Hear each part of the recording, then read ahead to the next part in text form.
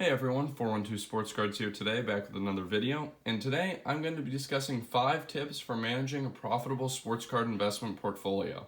So essentially what we're going to go over is how to look at your sports card investments with a portfolio mindset and how this can give you the dedication and discipline to make a profitable card collection. So let's get right into it. Tip number 1, determining your risk tolerance. When you're investing in anything, you need to be aware of how much risk you're willing to take. And in sports cards, sometimes it can be a little confusing figuring out how to do that. But my key strategy is dividing all the cards that you own or that you purchase into 3 categories based upon their level of risk. The first being what I've always called the investments or the risky investments category. And into that, I put pretty much anything that could be volatile in price. So I mean something like this Jaren Jackson, a Prism base, and his Prism Silver. Obviously, he's got a lot to prove still. So, I mean, we could see serious increases or serious decreases in these prices, depending upon whether he steps it up or whether he just ends up being like a regular starter type guy, where his cards don't demand a lot of value. So, obviously, there's a lot of risk there. And into the risky category, I still throw stuff like Luka. I mean, he's proven a lot, but I don't think we're to the point where we can say these are safe and that there's no reason that these are going to go down. So I classify these as risky. I mean, you could subdivide your risky investments into different levels of risk, but I just go with stuff that's risk and stuff that's safe. So these I consider riskier investments that can generate higher returns for me. So that's basically what's happening in this group. My second group I call blue chips, and that's where I'm going to throw the stuff that's incredibly safe. So you're looking at stuff like Hall of Famers. There's 55 Jackie Robinson. I mean, Jackie Robinson is a Hall of Famer and an iconic one at that. I don't see this card having any reason to decrease in price over time, and it's a type of thing you'd expect to see slowly creep up in price as time passes. You're not going to generate huge returns off this stuff, but you're not going to lose a lot either. So that's what my second category is for. And then you've got other stuff like this also falls into the second category.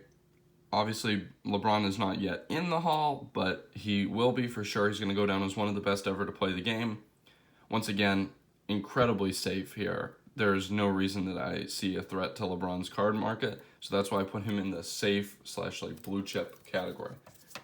Now, the third category is more for your discretional purchases for your own personal collections. So I create a third category for the PC so you don't get the cards mixed up between the cards you're buying to flip and the cards you're buying to just keep for yourself. So this is one that I bought and I put in my PC category. I love David Ortiz. It has this nice autographed piece of game-worn patch along with 3 other Red Sox on it. I mean, this is a cool card that I just bought for myself, so I classify it as a PC card in my records. And also this cool Archive Signature Series David Ortiz on a Ginter card, which is just a nice auto of David. But anyways, those are the categories. And now the second thing you're going to want to do is create an Excel spreadsheet that's going to allow you to kind of track all those categories. So Excel is going to be incredibly useful for you because it's going to allow you to do calculation functions in the sheet and also to sort your cards. So I guess this is just an example of my breakdown. This is just a portion of my investment cards tab. So you can see I list the player, the year, and I list the market value. Some of these, it says 3/10/19. I've updated some of these since then, some of them I haven't. It allows you, the best thing about Excel is that you can put in summation functions to get the total value of all of your investment cards and the total value of your percent of them as your whole holdings. So you can get the total value of your investment cards, the total value of your investment plus blue chip plus PC, which is nice. You can see as a percentage of your total collection how much you're holding in each category, how much is in those risky cards, how much is in those safe cards, and how much is in those PC cards. And that's the great thing about the Excel sheet, and it really allows you to know if you're hitting your target risk allocations. If you want to have 50% in your investment cards and 30% in blue chips, and then you're allowing yourself to have 20% of your total card value held in a PC just for fun, you can know if you're at those targets or if you need to readjust your portfolio. So, I mean, that's why I think having Excel sheets is absolutely crucial. So I would recommend creating something like this. You can highlight different rows depending upon if you want to do different things with different cards. It's really easy to track all your card ideas, your card values, and stuff like that. So highly recommend doing something like that to you guys.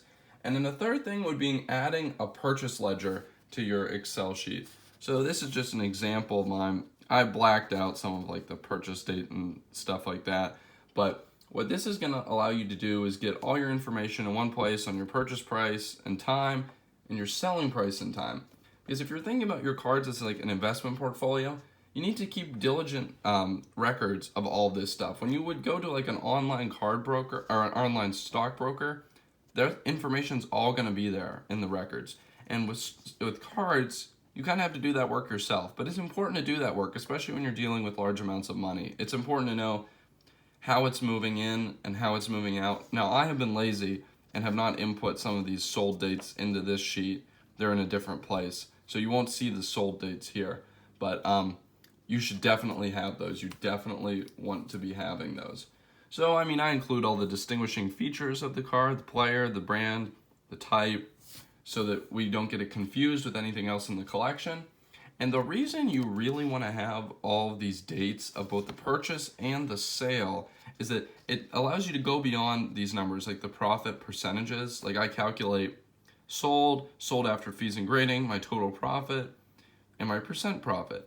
But the percent profit only tells you so much. I mean, it's ROI, but what also matters is kind of time. So like if we look at cards like I bought, for example, in the past 2 weeks, these two select second-year court sides of Luka. And I bought them for about $30 and $35 respectively within the past 2 weeks. And they've run up to about 70 to 80.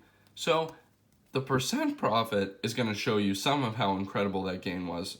But when you understand that you could have, like if I were to sell these now, understand that I generated that ROI in 2 weeks, that's really helpful for understanding how successful your card investments are. So I guess anyways, moving beyond some of like how to structure your portfolio and kind of get into the type of how to generate a better set of holdings, my fourth tip for you guys is going to be to try to own multiple of the same card.